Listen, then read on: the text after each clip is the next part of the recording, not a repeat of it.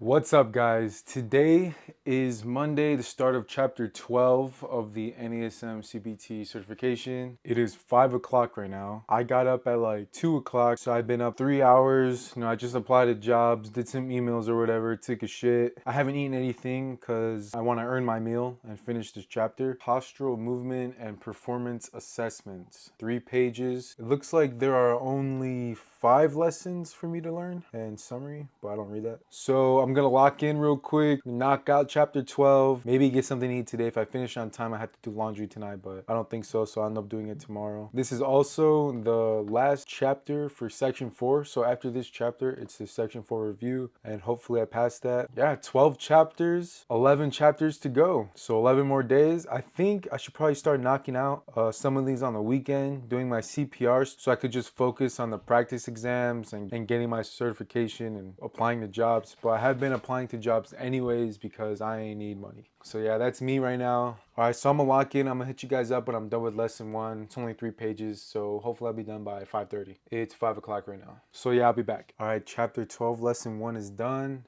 It is 5:30.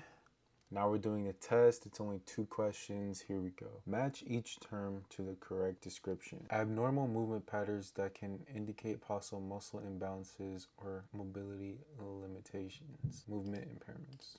The positioning of the musculoskeletal system while the body is motionless. Static.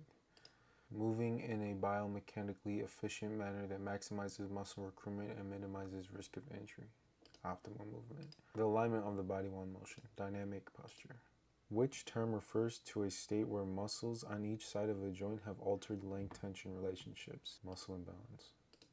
All right, lesson 2, static postural assessment. 5:35 right now, only 3 pages. Hopefully I'll be done by 6 o'clock, so I'll see you guys in a minute. All right, guys, chapter 12, lesson 2 is done. 6:13 right now. I'm doing the little quiz at the end. It's only 2 questions. Here we go. Match each term with the correct description. Knees collapse inward. I think it's valgus. Knees bowed outward. Knee various. Postural syndrome characterized by anterior pelvic tilt and excessive lumbar lordosis. Lowered crossing. Postural syndrome characterized by flat feet, knee valgus, and adducted and internally rotated hips.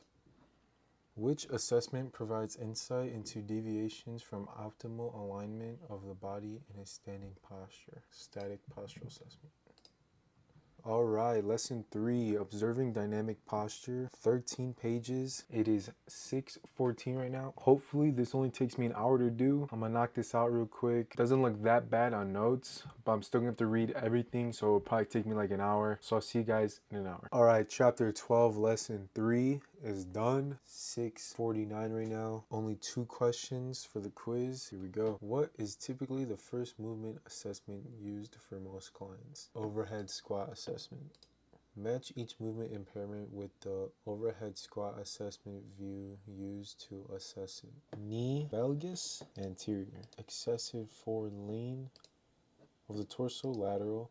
What? Arms falling forward. Feet externally rotating.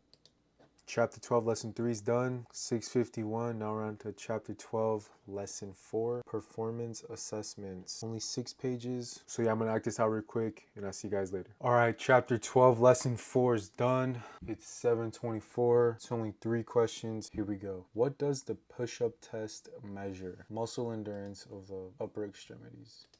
Which of the following assessments is designed to estimate the 1 repetition max of a squat exercise? Squat strength assessment. Which performance assessment is designed to test lateral speed and agility?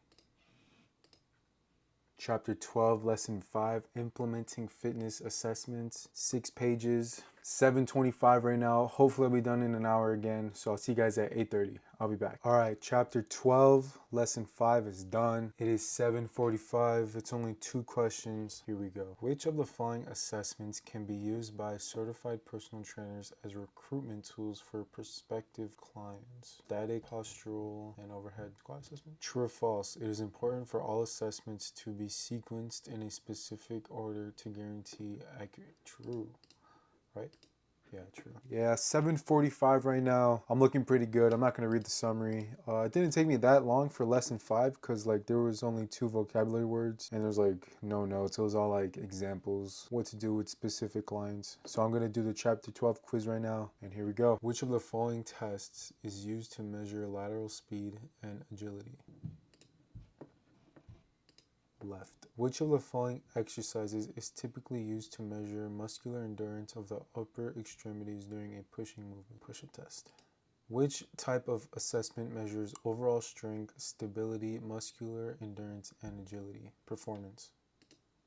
How is lower cross syndrome? I'm going to say it's anterior pelvic tilt and excessive lordosis of the lumbar spine. I don't know.